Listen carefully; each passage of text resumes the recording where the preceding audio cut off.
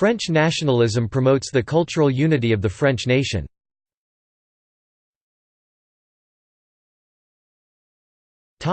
History.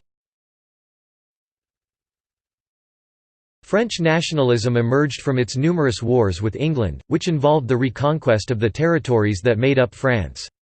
The wars produced a great icon of French nationalism, Joan of Arc. The Catholic religion also played a major role after the Protestant Reformation. French nationalism became a powerful movement after the French Revolution in 1789. Napoleon Bonaparte promoted French nationalism based upon the ideals of the French Revolution, such as the idea of liberty, equality, fraternity, and justified French expansionism and French military campaigns on the claim that France had the right to spread the enlightened ideals of the French Revolution across Europe, and also to expand France into its so-called natural borders. Napoleon's invasions of other nations had the effect of spreading the concept of nationalism outside France.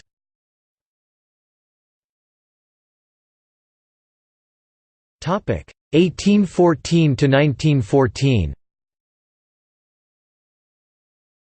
After Napoleon's defeat and downfall, French nationalism from the 19th to early 20th century took on an assertive and extreme patriotism that supported military force to achieve its political goals. During World War I, France pursued irredentist claims on the region of Alsace-Lorraine that had been lost to Germany at the end of the Franco-Prussian War of 1870–1871. French national pride was damaged in World War I by the long, drawn-out war with Germany fought on its soil, especially in World War II when the French government surrendered to Germany in 1940, and after France lost many of its colonies due to decolonization after World War II. The symbols of nationalism included not only Joan of Arc, but also Roland, the hero of the Song of Roland, La Chanson de Roland.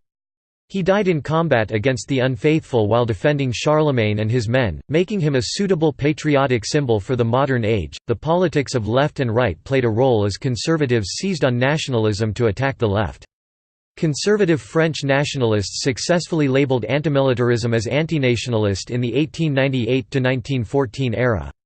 Many of the more vocal antimilitarists were activist anarchists and radical Marxist organizations. Historians have interpreted this attack by arguing French nationalism was rejecting its roots in the French Revolution and was becoming something of an extremist, proto-fascist movement. However, most antimilitarists did not reject their nation, but instead claimed to be protecting the Republic, which they saw as synonymous with the nation.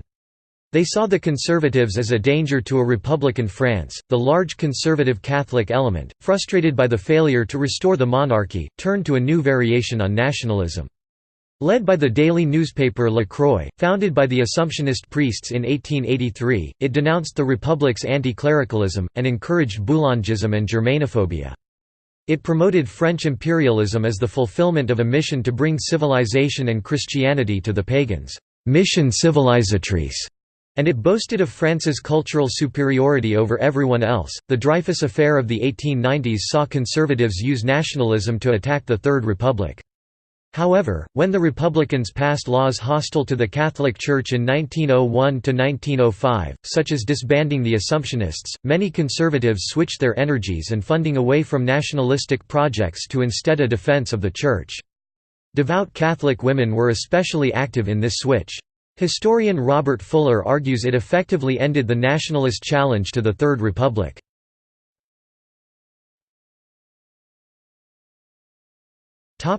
Since 1914. After the humiliating defeat in 1940 by Germany, Philippe Pétain, a hero of the World War, was called to again save France, in the name of French nationalism. He responded by stressing, "the need to stay in France, to prepare a national revival, and to share the sufferings of our people. It is impossible for the government to abandon French soil without emigrating, without deserting. The duty of the government is, come what may, to remain in the country, or it could not longer be regarded as the government." According to Robert Bruce, he longed to take an active part in remaking France in his image and ridding the nation of the past 20 years of socialist and Marxist teachings and programs whose bitter fruit had been the defeat of 1940. France would be strong again. France would be great again, and it was his duty to make that come to pass. Pétain's great enemy was the leader of Free France, Charles de Gaulle. He became president of France and sought to resurrect national pride. De Gaulle sought to make France the leader of an independent Europe, free from American and Soviet influence. De Gaulle's government sought Franco-German reconciliation and took a leading role in the founding of the European Coal and Steel Community that sought to resolve economic tensions between France and Germany, that French Foreign Minister Robert Schuman declared was designed to end Franco-German hostility once and for all. In recent years, one controversy has been the legal treatment of veiled Muslim women and prostitutes. The government has targeted what some perceive as the undercovered bodies of prostitutes and the overcovered bodies of veiled Muslim women in order to exclude them from the public space. The emerging forms of French nationalism emphasize the promotion of sexual liberalism as a core value of citizenship. Julie Biot and Julie Castro argue that the goals are to enforce a virile nationalism, prescribe new sexual norms, and criminalize immigrants and those living at the social margins.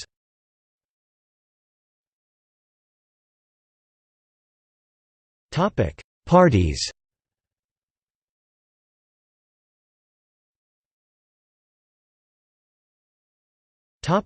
Current. National Rally France 1972 present. Popular Republican Union 2007 present.